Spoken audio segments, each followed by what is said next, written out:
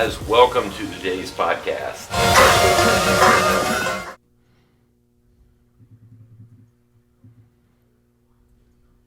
Hey guys, welcome to the latest episode of the Radcast. It is a podcast Wednesday here for us. Not sure when you'll be listening, but excited to have Jeroen Corthout here from the CEO of Salesflare. Good to have you on, Jeroen. Yeah, nice to be here. So hey man, Salesflare. I had heard of this a little bit, and I didn't know where. And then I saw how popular you were on Product Hunt, and that's when it rang a bell.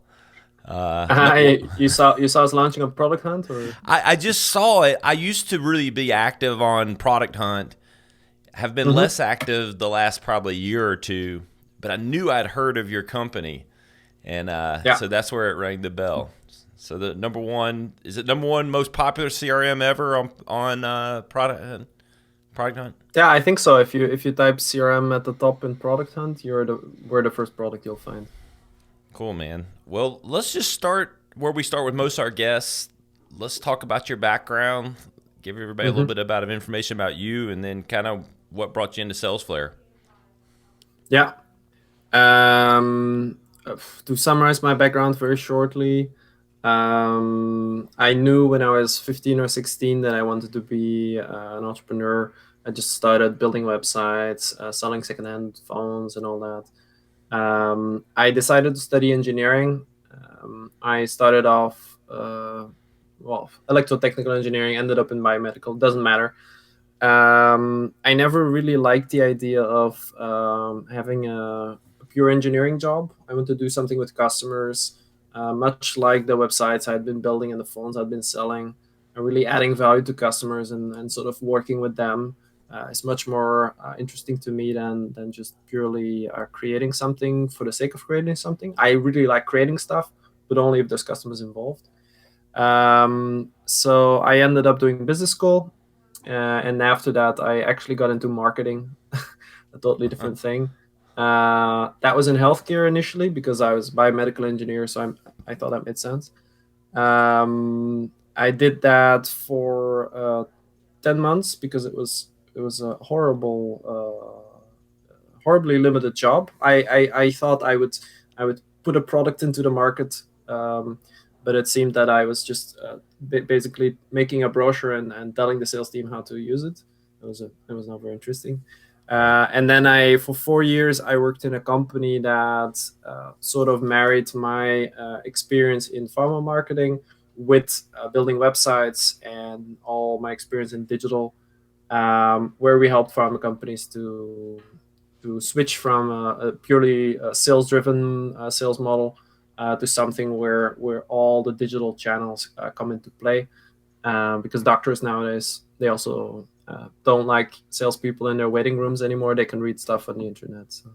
Yeah, I love it. So all that background led to starting Salesflare. Yeah. I know you have a partner. Yeah, I actually to explain that in very shortly. In that job that I had, like helping pharma companies, we use Salesforce. I was selling projects and partly responsible for their delivery. And we used Salesforce. It was my very first CRM. I thought it was going to help me be productive, follow up my leads. It would be like the system in which I organized myself. It turned out that it was extremely difficult. The only thing we would reliably do in Salesforce as a company is management reporting. Like this is what we're gonna sell by then, and keep track of these things. And that was very confusing to me, but I didn't really do anything with that experience until I was working together with my co-founder, the partner you were talking about. We were working on a different software company, and we went to a big conference, and we had a lot of interest for our software, and we tried to organize that. We tried to set up a system in which we would always know, like, okay, this is the next lead to contact, then what's the last thing we discussed with them, what's their details.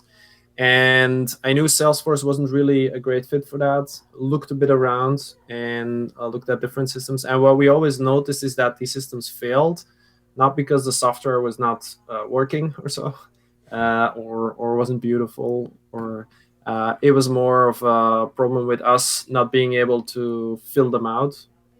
We didn't have like that awesome discipline to always neatly fill out every single thing we did, or every little piece of information a new piece of information we got from the customer. So it always turned out to be a mess. And then we figured that actually this information that we were always putting into the CRMs was information that already existed in some system. And if we would just connect all these systems up, uh, we would create an automated CRM that automatically feeds you the information available in emails, meetings, calls, email signatures, social media, email tracking, web tracking. A system that pulls that all together, so that as a salesperson, you always know what's the latest thing, without you having to keep track of it minutiously yourself. I love it because I love hearing that I'm not the only person that's dealt with bloated CRM systems. Because what I see when having used, maybe not a dozen, but a half dozen, they become too bloated. They try to put too much into the software, and then the user experience is so manual. And it's interesting. I feel like I started to start a trial, admittedly, on Salesflare yesterday. It's on my list for this afternoon. So Cool. We're going to put it to use. I wanted to do it before the episode, but you know what? I'll follow back up post episode with how it's gone. But I Sounds really good, love sounds good. the automation side of it. That makes a ton of sense. Yeah, and you mentioned the other issue. It's that we need to focus on two issues. One is the automation issue. I mean, a lot of work, and then the other thing is that often it becomes bloated and you don't know where things are anymore, and it's a lot of clicks here and there, and there's so much in there that you completely lose. Like, I want to change this little thing. How does that work? Yes. That's the other thing we very much focus on is keeping it's super easy. Because otherwise people also stop using the CRM. Yeah. Oh, like me after about 5 days with everyone I ever tried. Yeah. But Salesforce is the example of trying to be more than a CRM. It's like, how many things can we jam into this thing without getting CRM figured out? But that's been my plan. So talk to me about some of the highs and lows of being an entrepreneur, developing a SaaS system in a very competitive space. Give us some people, give everyone some perspective on what that's been like.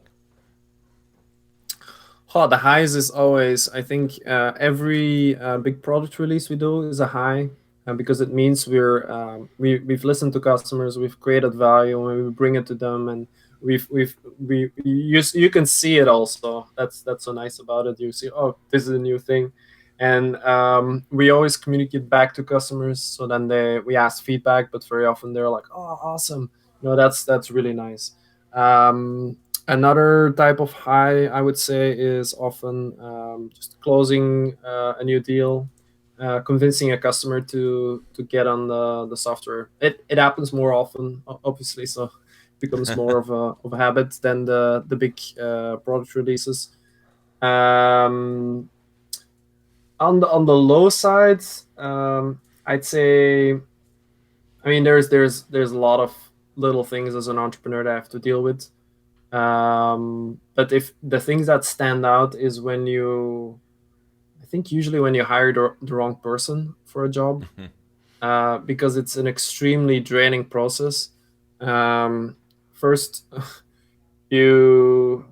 at first you see that you sort of made a mistake, probably. Somehow in the hiring process you didn't see a certain thing, and then you try for a while to make it work, which is stressful by itself.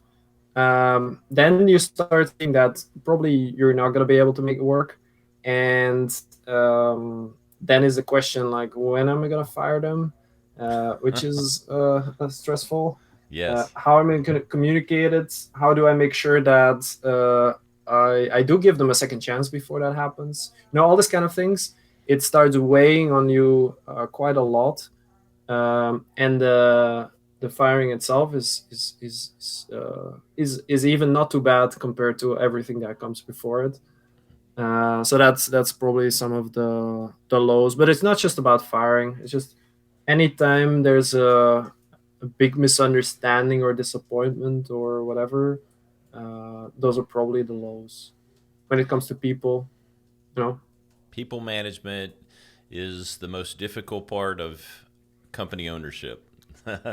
Yeah.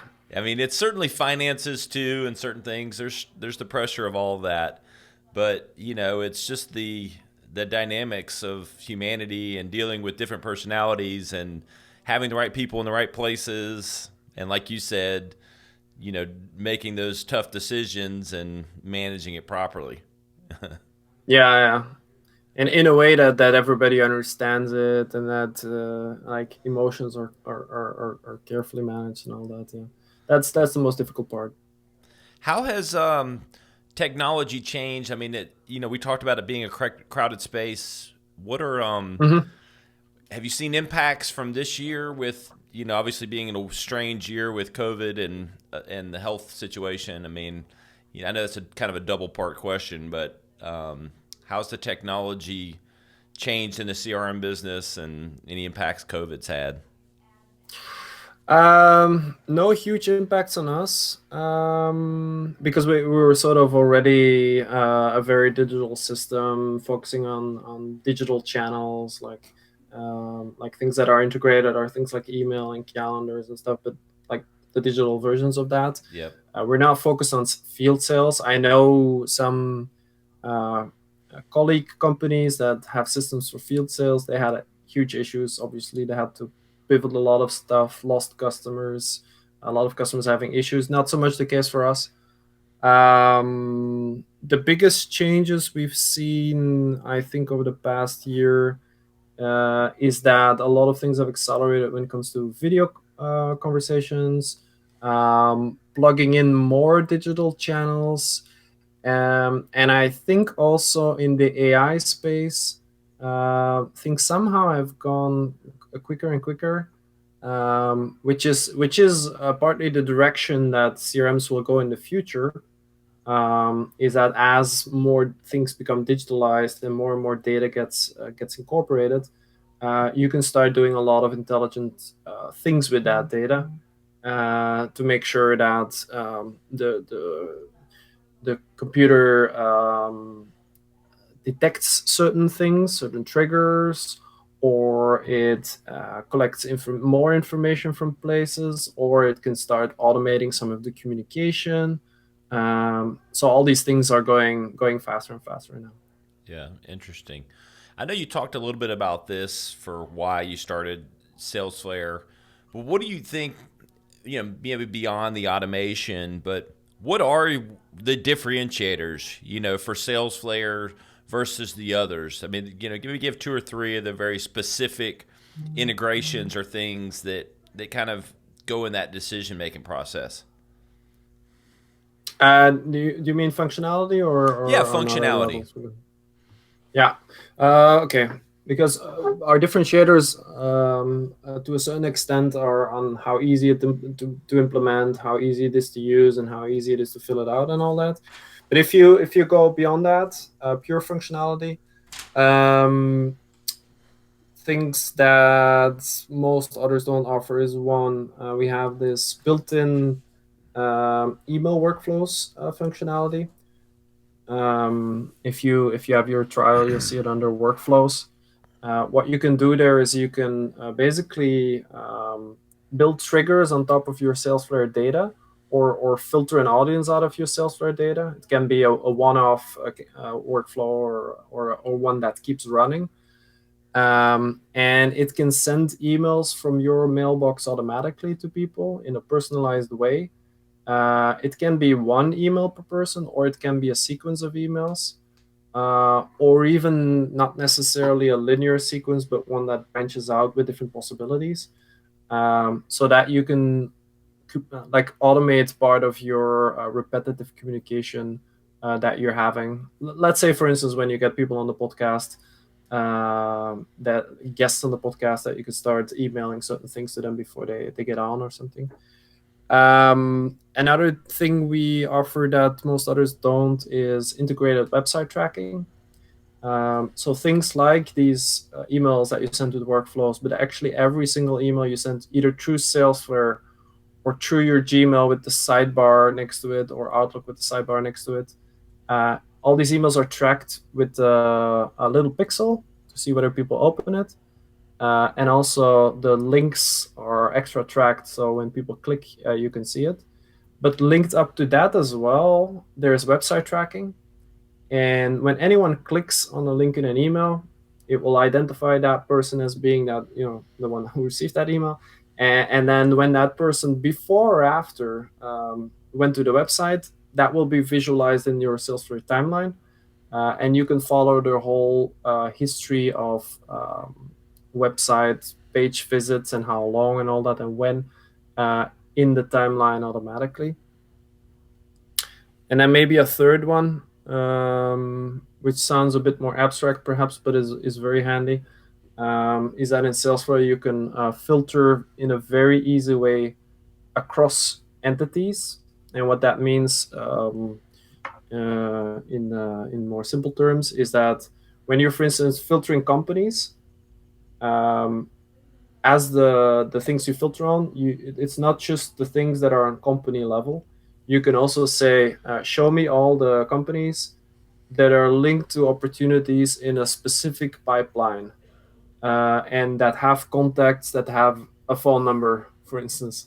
Oh, So interesting. it's the filtering goes across all the data instead of just that little silo of data.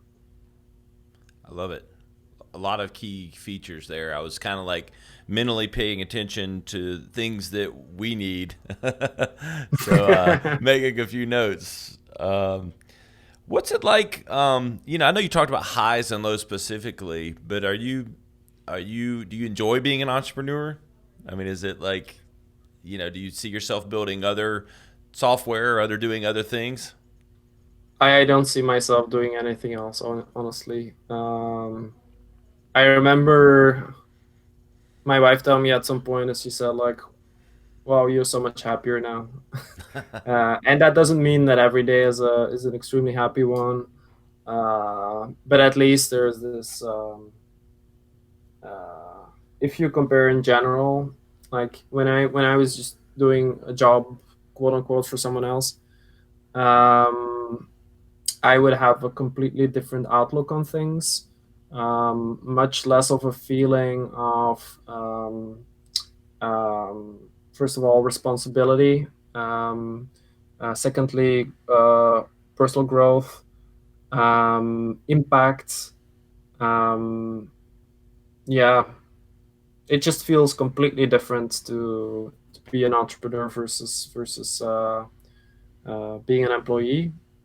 I'm sometimes wondering whether I will do this forever, or at some point I might switch more to um, teaching. Hmm. Although teaching is such a weird place nowadays with all the coaches and stuff, that I don't know how I would make it work in such a way that it feels good to be. I don't know how to say it, but Yeah, they're everyone's a coach nowadays. I don't know yeah, if it's like there, but in the U.S., suddenly everyone's coaching something. yeah. So I'm wondering whether I want to be in that space or not. Maybe that whole coach thing is a fad, and at some point, teaching will become a more normal thing again. I don't know. What is Salesflare your proudest accomplishment? I mean, is it that? I mean, what is your proudest accomplishment? Ah, that's a very good question. Professionally, I guess, yeah. Yeah. Um, What's your Beyond that, it's harder. what's the makeup? We talked a little bit pre-episode. Your customer base across the world. Like, what's the percentages? In countries. I mean, it's worldwide platform, right? Yeah, it's probably 40% in North America, 40% in Europe, of which 1/4 or so, or even more, is the UK, and after that it's Belgium, where we're based. Actually, specifically Flanders, the part that speaks Dutch. In the Netherlands, we're very popular, as well as Germany, Poland, and some other countries. And then 20% is rest of the world, of which a big part is Australia again. It's mainly because our marketing is in English, our software is in English, and all that. So it appeals more to English speaking countries than to other language speaking countries. So as we kind of close out here, what's the future hold for you and Salesforce? We talked about where you might go, but where for Salesflare, where do you see the platform going in the next 5-10 years? I mean, seems like you're just growing and leaning into the AI aspect and everything that's happening. But Yeah, that's definitely sort of where it's going. We'll start pulling in more data, make sure that things become more and more automated. The email workflows that I talked about, yep, we call it workflows and not sequences or anything, because we think it's going to be more than just than emails, and it's not only purely sequential. So that's something we'll develop. But then it's very hard to imagine every single thing, sort of where we will um, add things. What it will always be about is trying to make the sales process as automated as possible, especially when it comes to things that don't need humans per se, right. if you know what I mean. So adding all this data collection, suggestions, automations that help salespeople do a better job, so they can build relationships at scale, which is what a CRM in the end is for. You can build a few relationships without using a system, but as soon as you have, let's say, a few tens of relationships going, you need to organize it somehow, and we're building a system that enables that. I love it, man. Well, really appreciate your time here on the Radcast, Jeroen, and wish you all the best of success. And I'll shoot you some feedback when we get into our trial. Please do. Yeah, You can shoot it to me on LinkedIn, or you can send it on the support chat or on email, whatever. awesome. Thanks so much, man. We'll talk again soon. Thank you. Have a good day. See you.